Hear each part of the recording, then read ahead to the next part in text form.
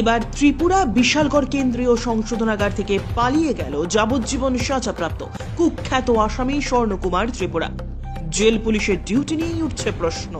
রহস্যজনকভাবে ত্রিপুরা সিপাহীজলা জেলা বিশালগড় কেন্দ্রীয় সংশোধনাগার থেকে পালিয়ে গেল এক যাবজ্জীবন সাজাপ্রাপ্ত কুখ্যাত অপরাধী NLFT জঙ্গি সদস্য স্বর্ণকুমার ত্রিপুরা।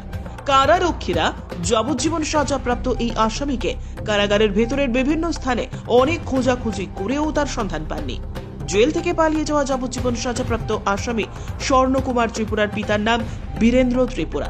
বাড়ি দক্ষিণ ত্রিপুরা জেলা মনুবাজার শাকবাড়ি এলাকায়। এর আগেও সে দুবার শিয়াল থেকে পালিয়েছে।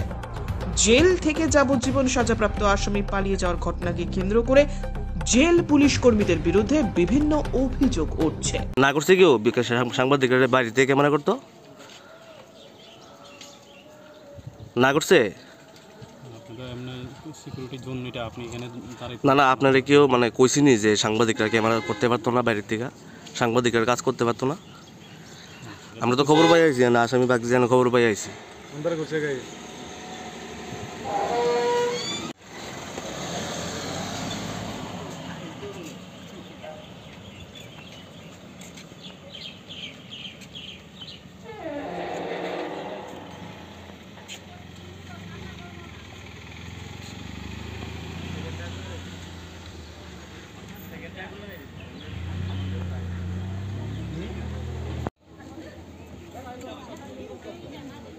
বেশি কড়াকড়ি করে দেখতে তো